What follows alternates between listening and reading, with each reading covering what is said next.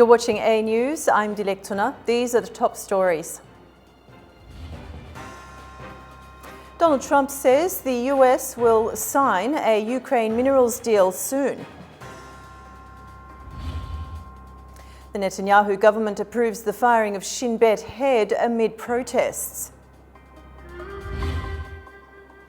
M23 rebels push into a mineral-rich town in eastern Congo despite ceasefire calls.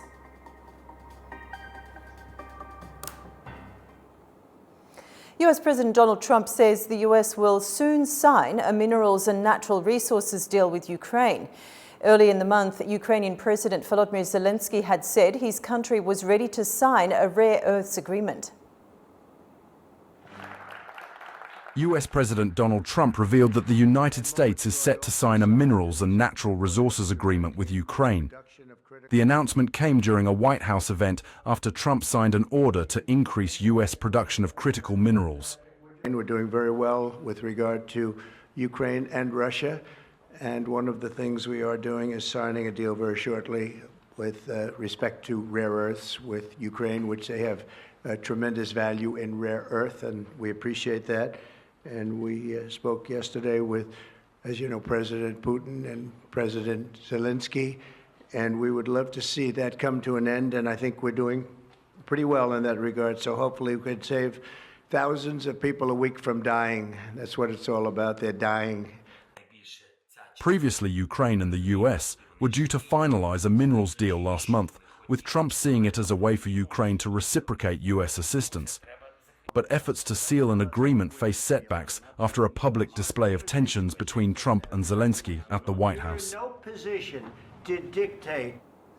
French President Emmanuel Macron says he will host a meeting of European leaders with Ukraine's President Volodymyr Zelensky in Paris next Thursday to discuss ways to help defend Ukraine.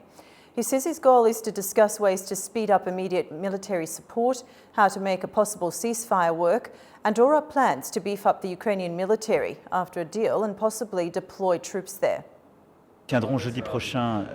Next Thursday, we will be holding a summit of the Coalition of the Willing in Paris in the presence of President Volodymyr Zelensky, and we will be finalizing our work on short-term support for the Ukrainian army, on defending a sustainable and viable Ukrainian army model to prevent Russian invasions, and on the security guarantees that European armies can provide. Yesterday, the European Commission published a white paper, which I believe is fully in line with the objectives of the moment, with strong commitments, useful instruments, a stated European preference, which is also a very profound change in doctrine, and one that we fought hard to achieve. Basically, we now have a strategy to fully rearm Europe, in other words, to re-equip ourselves and regain our full independence over the next 5 years. We are determined to achieve a solid and lasting peace. And so, in particular, we have obviously supported the American-Ukrainian proposal for a 30-day ceasefire to allow such discussions to begin. Meanwhile, Ukrainian President Volodymyr Zelensky confirms that Ukrainian experts will participate in upcoming talks on Black Sea shipping security in Saudi Arabia on Monday. However, they will not be in the same room as Russian representatives. The discussions involving US and Russian officials are part of broader diplomatic efforts to reach a potential peace settlement. Speaking in Norway on Thursday, Zelensky said Ukraine will engage in separate meetings with the US before further negotiations through shuttle diplomacy. He also clarified that he has not discussed any potential American ownership of the Russian-occupied Zaporizhzhia nuclear power plant with US President Donald Trump. The European Union has delayed its first countermeasures against the United States until mid-April, allowing extra weeks for negotiations on which US goods to hit. It comes in response to US President Donald Trump's tariffs on metals. The European Union has postponed its first countermeasures against US metal tariffs imposed by President Donald Trump, delaying action until mid-April to allow for further negotiations and reassess targeted US goods.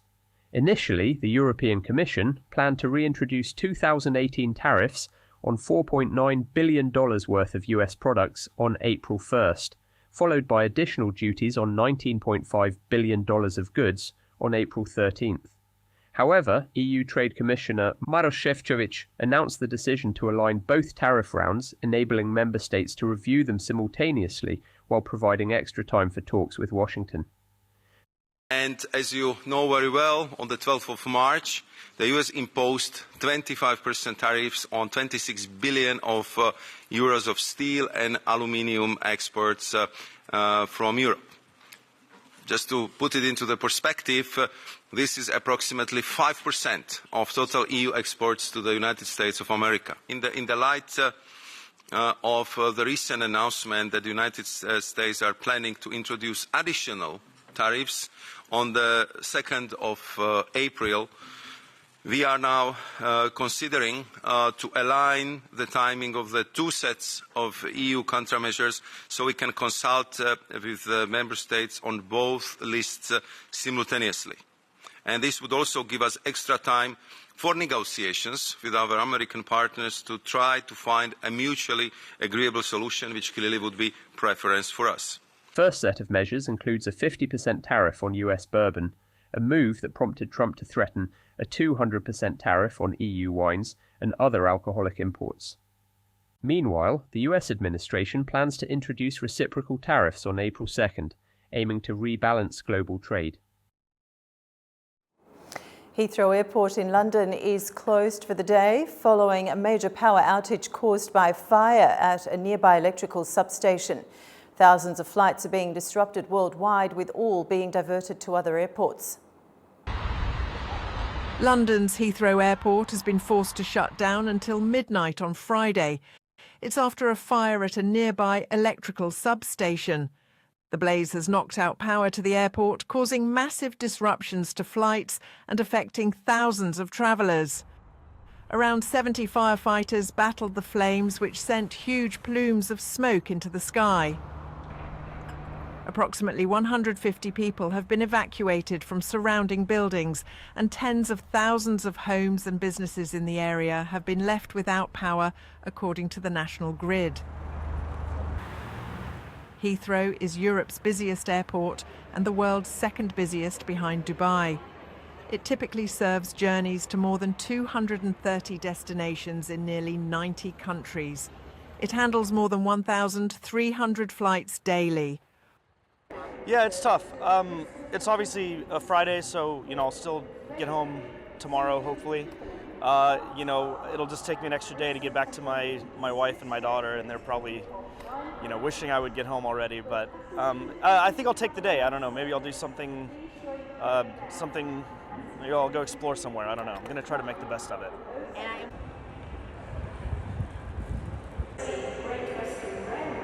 I've called Delta and all the lines are busy, so they're not answering. I just called American Express Travel to see if they can help.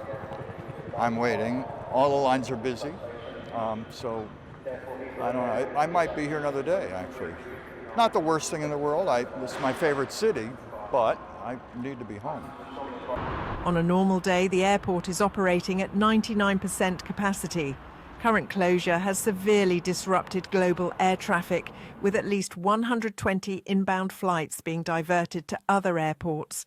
More than 1,300 flights were scheduled to land and take off on Friday, including 341 British Airways planes. The disruption is expected to extend well beyond Heathrow, with airlines having to reconfigure their schedules and crews to cope with the backlog. The fire has also affected the airport's backup generator, with energy officials working to restore power through another system. People are being advised not to travel to and from the airport, as the incident has left the Heathrow Express and nearby trains out of action as well. Travel experts predict chaotic days ahead as airlines scramble to address the widespread impact. The cause of the fire is still under investigation, and Heathrow has not yet indicated when power will be fully restored. And our Ollie Barrish sent us this report from Heathrow Airport with the latest developments. Well, around 1,300 flights would have been due to have come in and out of London's Heathrow this Friday. They are all cancelled. That means knock-on effects for many thousands of passengers, and that is just if the disruption is only limited to today and if the airport can reopen on Saturday. We still don't know that at this point. It means that planes and passengers are in the wrong place all over the world. We've also seen flights that were in the air already diverted to some other European airports so they can land there instead. That, of course, means disruption to passengers in making their ongoing journeys. This was caused by a power outage caused in turn by a fire at a local electrical substation. The UK government's already being asked questions about how it can be the case that a fire locally can essentially take down operations at Britain's busiest airport. The government says it's looking into what caused the fire, and it believes that the fire was so extensive that it also knocked out a backup generator. But questions for the government, as I say, about how it can protect Britain's critical national infrastructure rather better to avoid scenarios like this. There is the reputational damage for the UK as well. There's a reputational damage issue for Heathrow Airport too, about how a major hub airport can have to be closed for the day because of local power and infrastructure issues. Disruption not limited to planes. We've seen trains in the area cancelled as a result. We've seen lots of pedestrians turning up at Heathrow Airport despite the advice not to, and then having to make their journey elsewhere. We've been seeing local roads in the area very busy indeed because of the confusion about what is taking place. So major disruption for the UK, but that disruption being felt elsewhere as well, and the knock-on effects will also be felt for several days to come at least. Ollie Barrett at London's Heathrow Airport for A News.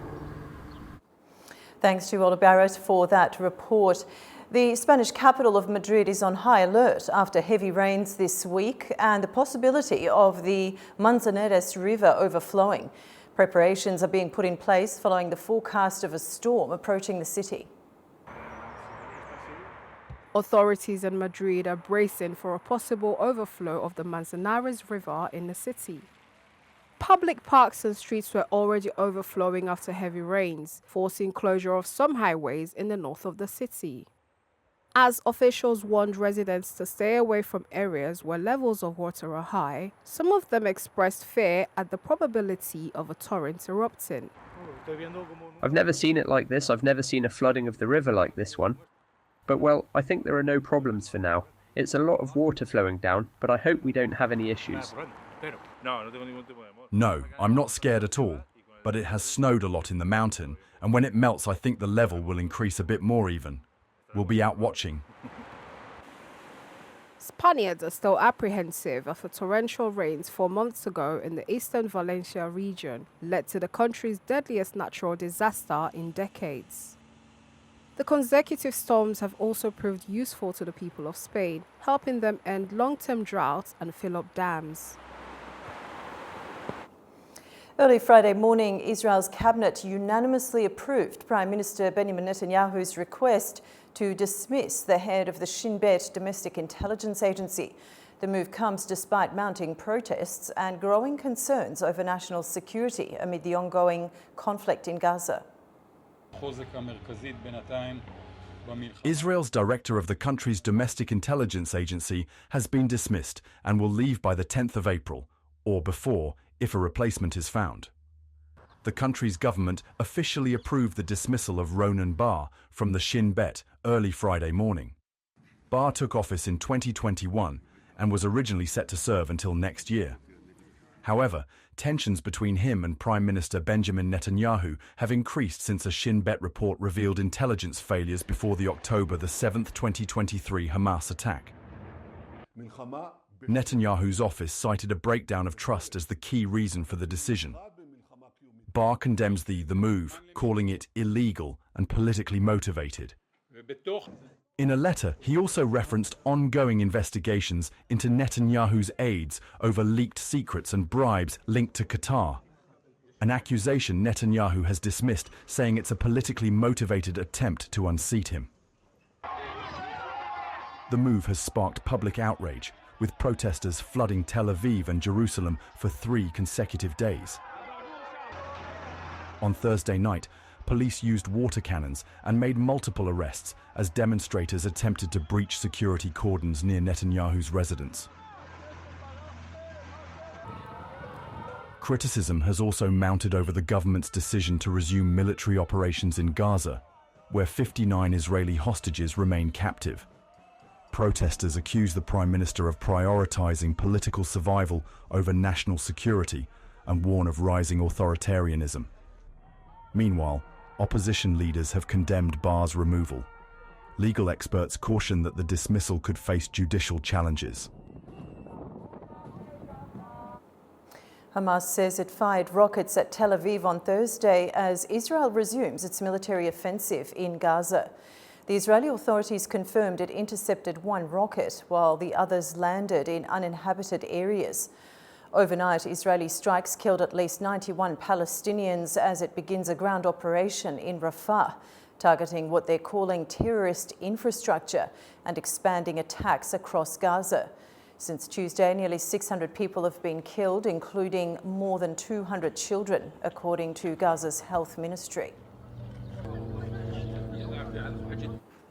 Tensions rise in Turkey after police launched a large-scale anti-corruption operation against the Istanbul municipality on Wednesday. Turkish President Recep Tayyip Erdogan accused the Republican People's Party of deceiving the public and avoiding accountability. Turkish President Tayyip Erdogan criticized the main opposition party on Thursday, accusing it of using theatrics to distract from its own failures. His remarks came a day after a large-scale anti-corruption operation was launched against the Istanbul municipality on Wednesday. Turkish authorities detained Istanbul Mayor Ekrem İmamoğlu on charges including corruption, aiding a terrorist group, and leading a criminal organization. The Republican People's Party, to which İmamoğlu belongs, condemned the move. Speaking in Ankara, Erdogan dismissed the opposition's complaints. He accused the Republican People's Party of focusing on internal issues rather than addressing the country's real concerns. They have lost the balance so much that they are in a state to attack our police, hurl threats at judges, prosecutors. If you pay attention, the Republican People's Party and its media are not responding, cannot respond to both the issue of corruption, theft, and the issue of the diploma. Instead, they are choosing the easy way of provoking their own base and deceiving the people by confining the subject to political slogans. I am saying it again from here. The Republican People's Party's internal issues are not the concern of the country and the people, but of a handful of ambitious people at its own headquarters.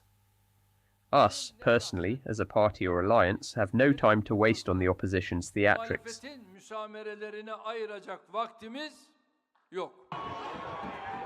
Meanwhile, protests have sparked across Turkey following the detention of Istanbul's mayor. İmamoğlu, a two-term mayor and a key opposition figure, was expected to be named his party's presidential challenger within days. In a video posted on his X account, he vowed to continue his political fight despite the pressure. The detention follows Istanbul University's annulment of İmamoğlu's degree, a decision that, if upheld, could bar him from running in the next presidential election, currently scheduled for 2028. The M23 rebels have captured a mineral-rich town in the east of the Democratic Republic of Congo, a day after the presidents of Rwanda and Congo announced an immediate ceasefire in Qatar. The rebels, widely reported to be backed by Rwanda, entered the strategic town of Walikale after overrunning positions of government forces and their allied militias. Chris Okaminga has more from Kinshasa. Heavy gunfire rang out in the town of Walikale as the M23 rebels fought with Congolese troops for control of the mining town in the east of the Democratic Republic of Congo. Hundreds of locals fled their homes as the clashes broke out. Those who remained confirmed that the rebels are now in control of the town. The rebels' offensive comes a day after Rwanda's President Paul Kagame and his Congolese counterpart Felix Tshisekedi met in Qatar and called for an immediate ceasefire. The rebels' seizure of the town has worsened the humanitarian crisis in eastern DRC. They are now in control of a road linking to 4 provinces in eastern DRC. Congolese authorities accuse Rwanda of backing the rebels in order to plunder their minerals. Rwanda has denied the charge, but UN experts say they found evidence of Rwandan troops fighting alongside the rebels. The fighting has claimed thousands of lives and displaced more than 3 million people since 2021. Chris Ochamringa, A News, Kinshasa. Artificial intelligence-powered humanoid robots are poised to become a mainstay in industries and even homes after recent rapid advancements in technology. This was the general consensus at the recent NVIDIA Robotics Conference in California, where the robots were on display. Humans are one step closer to owning AI-powered humanoid robots, helping out with daily tasks, especially household chores. This was the prevailing opinion as various AI robots at different degrees of advancements were put on show at the NVIDIA Robotics Conference in California. Some robots welcomed guests to the events, some vacuumed, while some others were sorting items, with the robotic company representatives saying that the robots were more than just for show. Well, we are at a tipping point, finally. For most people, when we talk about robots, and particularly humanoid robots, we think of it as sci-fi, as something that's going to happen far into the future, maybe. We've been dreaming about this for decades, for generations, and it never seems to have panned out. That's all changed now. Other company CEOs present at the convention touted the bots as a game changer in improving productivity and saving costs in the industrial sector. We believe you can save almost 20% of the productive time by bringing this in and create more vehicles, more products, more items, and reduce this wastage in the whole production line. Many times we don't know if it goes what happens. It can be just trash, because it could be too difficult to take it back to the point of where it's being done. So the whole wastage of effort, time, resources can be saved by bringing this technology onto the production floor. Acumino makes a robotic AI that works with universal robot systems to allow entirely new types of tasks that require two hands and can handle very dexterous manipulations across a high mix of work. With the welcome progression of AI robots in day-to-day life, prevailing concerns with its use remain in areas such as privacy, security, bias, among others. There are also apprehensions on its likely impact on industrial-dependent economies, particularly with the potential for job losses. As winter gives way to spring, millions around the world come together to celebrate Nowruz, an ancient festival symbolizing renewal, unity and cultural heritage. Recognised by UNESCO and officially marked by the United Nations as International Nowruz Day on the 21st of March, this timeless tradition continues to inspire hope, peace and togetherness across generations and borders. With roots tracing back over 3,000 years, Nowruz marks the arrival of spring and is observed by diverse communities across the Caucasus, Iran, Central Asia, the Balkans and beyond. Celebrated on the vernal equinox, it is more than just a seasonal shift. It is a cultural and spiritual tradition that fosters unity, renewal and shared heritage. In Azerbaijan, where Nowruz is a national holiday, the festivities blend ancient traditions with a modern spirit. Families prepare the symbolic table, jump over bonfires as part of the 4 Tuesdays rituals leading up to Nowruz, and gather with loved ones to welcome the new year. Public celebrations, music and dance fill the streets, reflecting the deep-rooted significance of the holiday in Azerbaijani culture. From Baku to Tehran, from Samarkand to Istanbul, Nowruz carries deep meaning for millions who use this time to cleanse, reconnect and embrace new beginnings. Recognizing its importance, UNESCO inscribed Nowruz on its representative list of the intangible cultural heritage of humanity in 2009, and in 2010 the United Nations declared March 21st as the International Day of Nowruz. United Nations Secretary-General Antonio Guterres has called Nowruz a precious gift, emphasizing its message of peace and solidarity in a world too often marked by division. Nowruz celebrates new beginnings. It marks the rebirth of nature, the renewal of hope, and the arrival of spring. In our world of conflict, division, and strife, the spirit of Nowruz is a precious gift. I offer my best wishes to everyone celebrating Nowruz. Leaders across the globe echo this sentiment, highlighting Nowruz as an opportunity to bridge divides and strengthen cultural bonds. As millions light bonfires, share festive meals, and welcome the new year with hope, Nowruz stands as a timeless testament to the resilience of tradition and the enduring power of cultural unity. Stonehenge, a collection of standing stones in the county of Wiltshire, each year attracts thousands of revelers, spiritualists and tourists. People gather here to celebrate spring equinox. Stonehenge consists of an outer ring of vertical sarsen standing stones, each around 4.0 metres high, 2.1 metres wide and weighing around 25 tonnes, topped by connecting horizontal lintel stones held in place with mortise and tenon joints, a feature unique among contemporary monuments. But what did it mean for prehistoric people? Stonehenge was historically an incredibly important time of year for the people who built and tended Stonehenge. It marked the start of spring and new growth after long winters, when food stocks were depleted and people looked forward to those green shoots of new growth, the promise of better fed animals to hunt, and the promise of a greater variety of food they could gather and forage for. Druids, a pagan religious order dating back to Celtic Britain, believed Stonehenge was a centre of spiritualism more than 2,000 years ago. Each year on the spring equinox, people gather at Stonehenge early in the morning to mark the spring equinox and to see the sunrise above the stones. The central axis of the stone circle is aligned with sunrise in midsummer and sunset in midwinter, and the stones dramatically frame sunrise and sunset when the days are longest and shortest. Last summer, archaeologists were using a little-known lunar phenomenon that occurs every 18.6 years to investigate it as part of their work to understand why Stonehenge was created. The UNESCO World Heritage Site, which archaeologists believe is 6,000 to 4,000 years old, was built in alignment to the midsummer sunrise and the midwinter sunset.